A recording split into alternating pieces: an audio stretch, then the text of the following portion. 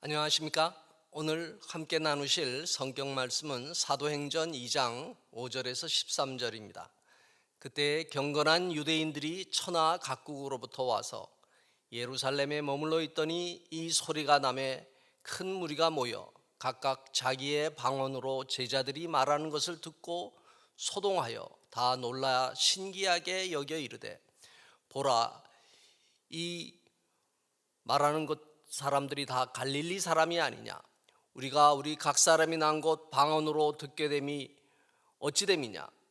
우리는 바데인과 메데인과 엘람인과 및 메소보다미아, 유대와 갑바도기와 본도와 아시아, 부르기아와 밤빌리아, 애굽과 및 구레네에 가까운 리비아 여러 지방에 사는 사람들과 로마로부터 온 나그네 곧 유대인과 유대교에 들어온 사람들과 그레데인과 아라비아인들이라. 우리가 다 우리의 각 언어로 하나님의 큰 일을 말함을 듣는도다 하고 다 놀라며 당황하여 서로 이르되, 이 어찌된 일이냐 하며 또 어떤 이들은 조롱하여 이르되 그들이 새 술에 취하였다 하더라.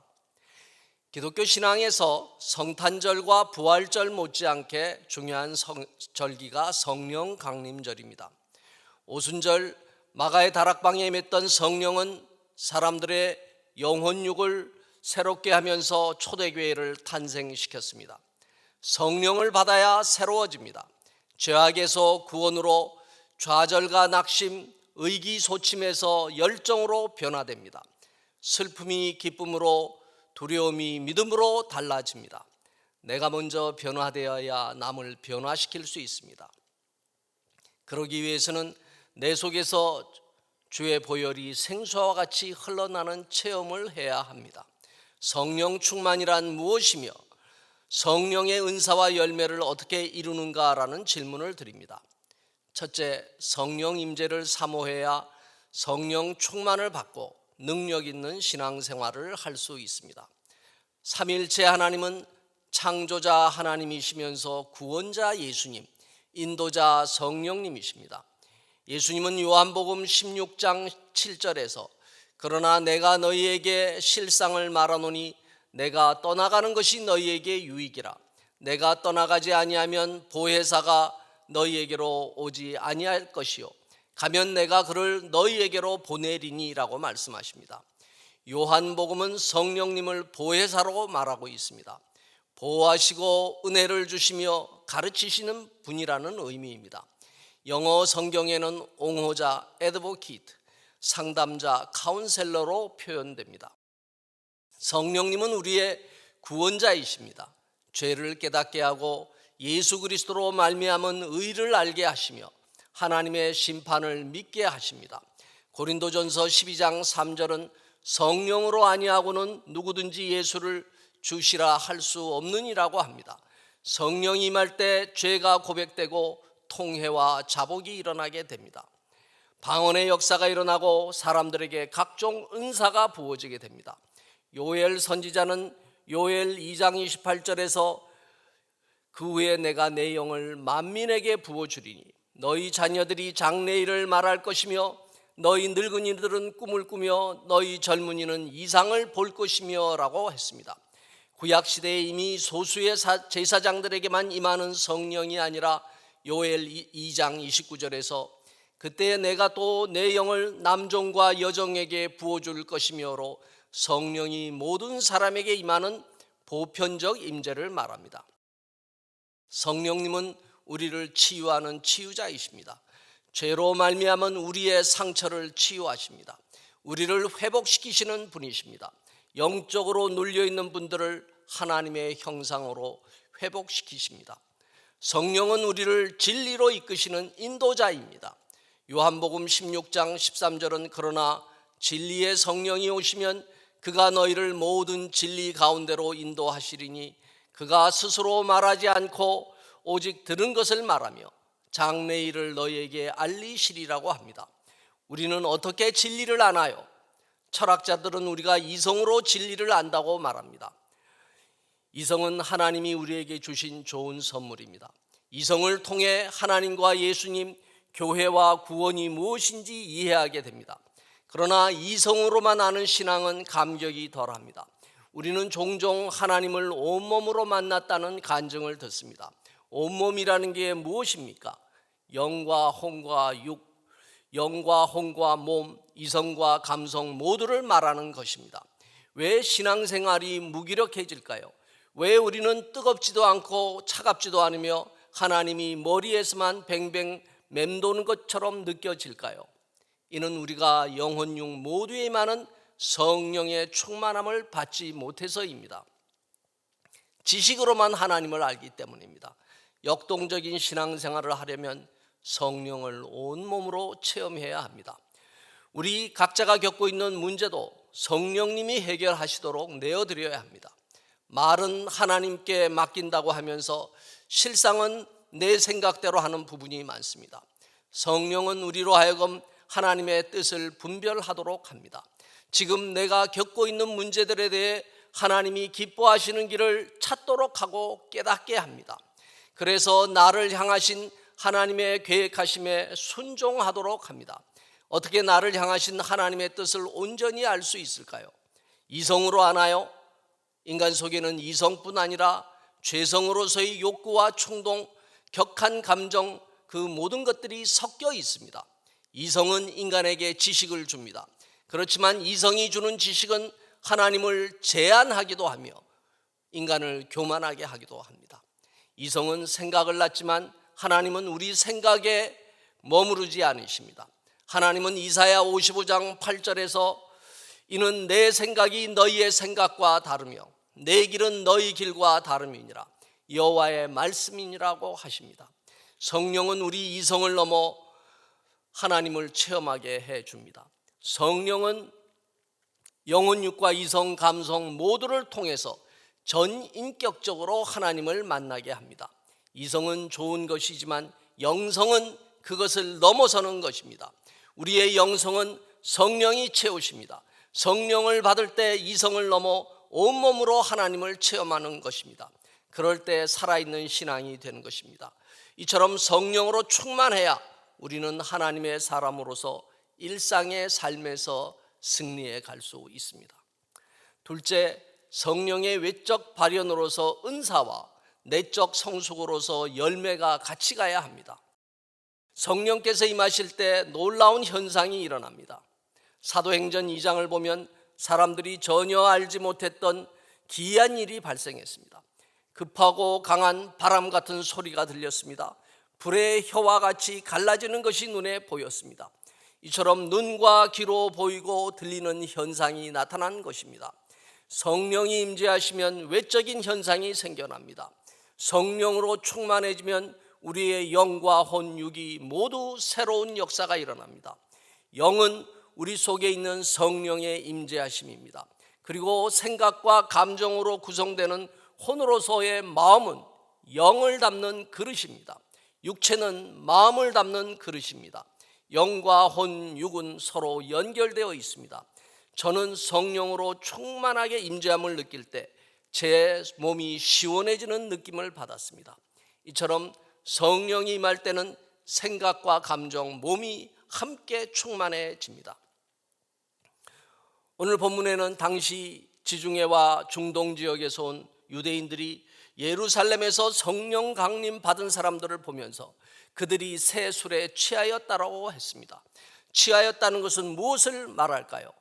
사람들이 자기 의지대로 움직인 것이 아니라 술 취한 사람처럼 몸이 흐느적해지는 모습을 보였다는 것입니다. 내 의지와 생각대로 몸이 움직이는 것이 아니었다는 것입니다. 저도 성령의 임재를 체험할 때 내 몸을 내 의지대로 주체할 수 없었던 경험이 있었습니다. 바닥에 엎드려졌는데 일어나고 싶어도 몸이 움직여지지 않았습니다. 저의 주도성이 상실된 것입니다. 저는 종종 일상생활에서 제가 할 일을 계획하고 저의 의지로서 주도해 가려 합니다. 그런데 이러한 체험을 겪고 나서는 내 의지가 성령의 역사를 가로막았다는 것을 느끼게 되었습니다. 다시금 내 생각이 하나님의 역사를 제한하고 있었구나라고 느끼게 된 것입니다. 하나님이 하신다는 것에 대한 믿음은 성령께 자신을 내어드리는 것입니다. 이는 자신이 주도하지 않고 성령이 주도하시게 하는 것입니다. 성령의 사람은 자기 주도적이지 않습니다. 스스로 하려는 능동적인 사람이 아니고 성령께 수동적인 사람이 되는 것입니다. 성령이 임재할 때는 권능으로서 은사가 나타나기도 합니다. 사도 바울은 고린도전서 12장에서 9가지의 성령의 은사를 말합니다. 지혜, 지식, 믿음, 병고침, 능력 행함, 명분별, 예언, 방언 통역입니다. 이러한 성령의 은사는 외적으로 드러나는 것으로 인간의 합리성을 넘어서는 초이성적인 것들이기도 합니다. 은사는 모든 사람에게 다 똑같이 주어지는 것은 아닙니다. 그러나 간절히 사모할 때 성령님은 우리에게 은사를 주십니다. 오늘 본문에서 성령의 임재로 제일 먼저 나타난 현상이 방언입니다.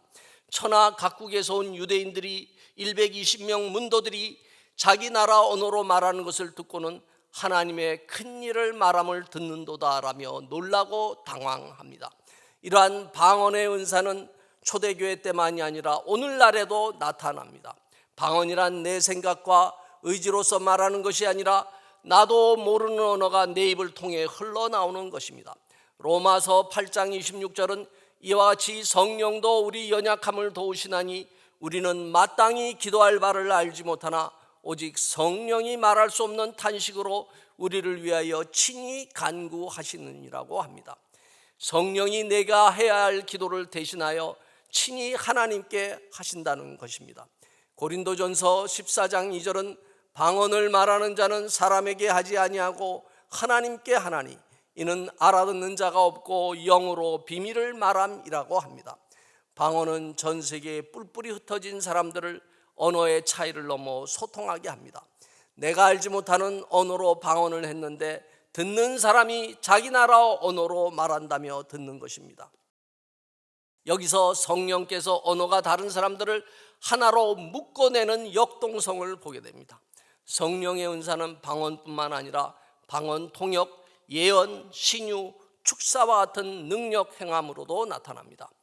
성령은 외적인 발현뿐 아니라 밖으로 보이지 않는 내적인 성숙도 이루어갑니다. 바로 성령의 열매로서 갈라디아서 5장에 나오는 사랑과 희락, 화평, 오래 참음, 자비, 양선, 충성, 온유, 절제입니다. 성령의 열매는 우리로 하여금 그리스도의 성품으로 자라나게 합니다. 은사가 있어도 열매가 없으면 그리스도의 온전함에 이르지 못합니다.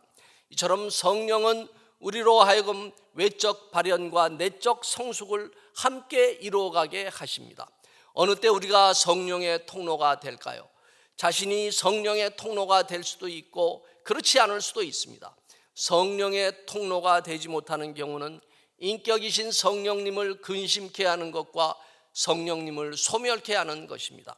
에베소서 4장 30절은 하나님의 성령을 근심하게 하지 말라고 합니다. 그리고 데살로니가전서 5장 19절은 성령을 소멸하지 말고라고 하십니다. 내 속에 성령의 열매가 없으면 성령의 통로가 되지 못합니다.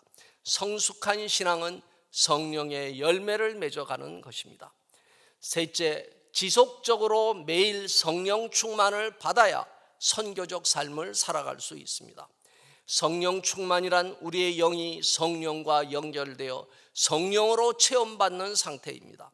성령께서 우리의 영을 채우시고 그 영이 우리의 혼과 육을 지배하는 상태입니다.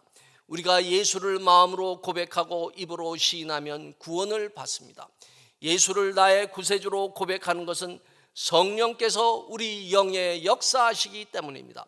그러나 우리가 이렇게 고백했을지라도 이후로 자동적으로 계속 성령 충만해지는 것은 아닙니다. 구원은 시점적인 것이지만 성령 충만은 영적인 상태로서 지속적으로 이루어 가야 하는 것입니다. 이는 신앙인이라 해서 모두 다 성령 충만한 것이 아니라는 얘기입니다. 성령 충만하지 못하면 신앙인도 죄를 짓게 되고 힘있게 신앙생활을 하지 못합니다. 그래서 매일 성령님과 교제하고 성령님이 주시는 능력으로 체험을 받아야 합니다. 그렇지 못하면 신앙생활이 생명을 잃게 되고 역동적이지 못하며 힘있는 상태가 되지 못합니다. 성령으로 충만하면 평안이 넘치고 기쁨과 감사, 강건함과 담대함이 우리 영혼육에 나타나게 됩니다. 그리고 성령의 은사가 밖으로 드러나고 성령의 열매가 속으로 맺어지게 됩니다. 이는 하나님이 태초에 인간을 지으실 때 창세기 1장 26절에 하나님이 이르시되 우리의 형상을 따라 우리의 모양대로 우리가 사람을 만들고라는 말씀과 같이 하나님의 형상이 우리에게 이루어지는 것입니다. 하나님을 닮아가는 삶이 되는 것입니다. 입으로 신앙을 고백했다 해서 매일매일 성령의 충만함을 덧입지 못하면 그야말로 겉으로는 신앙인이지만 속으로는 원망과 불평, 두려움과 미움, 갈등과 낙심으로 살아가는 불신앙인이 되고 맙니다. 제자들 삶에 있어서도 마찬가지였습니다. 그들은 3년 동안 예수님을 따라다녔지만 예수님이 십자가에 달릴 때 두려움으로 도망가고 말았습니다. 그래서 예수님은 제자들에게 누가복음 24장 49절에서 내가 내 아버지께서 약속하신 것을 너희에게 보내리니 너희는 위로부터 능력으로 입혀질 때까지 이 성에 머물라 하시니라고 하셨습니다. 성령님은 예수님을 증거하고 예수님을 높입니다. 성령 충만하면 예수님을 증인하는 삶을 살게 됩니다. 예수님을 드러내지 않는 영은 성령이 아닙니다. 자신을 높이고 교만하게 만드는 것은 성령이 아니고 악령의 역사입니다. 성령님은 선교의 영이십니다. 사도행전은 초대교회를 세워나간 성령님의 역사를 기록한 성경입니다. 오늘 본문에서도 유대를 둘러싼 천하 각국에서 모여든 사람들이 성령의 임재를 함께 목격했습니다. 왜 그들이 모인 곳에 성령께서 임재하셨을까요? 천하 만민이 모두 성령님을 체험하도록 하시기 위함입니다. 북한 선교뿐 아니라 모든 선교는 성령님이 주도하시고 이끌어가시는 사역입니다. 우리도 성령님의 선교 역사에 동참하여 사도행전 1장 8절에 오직 성령이 너희에게 임하시면 너희가 권능을 받고 예루살렘과 온 유대와 사마리아와 땅끝까지 이르러 내 증인이 되리라 하시니라는 말씀을 살아내는 선교적 삶이 되시기를 기도합니다. 기도하겠습니다. 하나님, 저희로 성령의 충만함을 덧입게 하옵소서. 매일매일의 삶이 말씀과 기도를 통해 성령으로 기름 부음 받는 일상이 되게 하옵소서. 하나님, 저희에게 성령의 은사를 주옵소서. 어둠의 견고한 진이 덮고 있는 북한 땅에 복음을 전하기 위해서는 초대교회와 같은 성령의 은사로 돌파하게 하옵소서. 그리고 내적인 성숙의 열매로서 사랑, 희락, 화평, 오래 참음, 자비, 절제, 온유, 양선, 충성을 이루어가게 하옵소서. 하나님, 북한에도 성령의 파도가 밀려오게 하옵소서. 저희가 성령 사역자가 되어서 온전한 선교적 삶을 살아내게 하옵소서. 예수님 이름으로 기도하옵나이다. 아멘.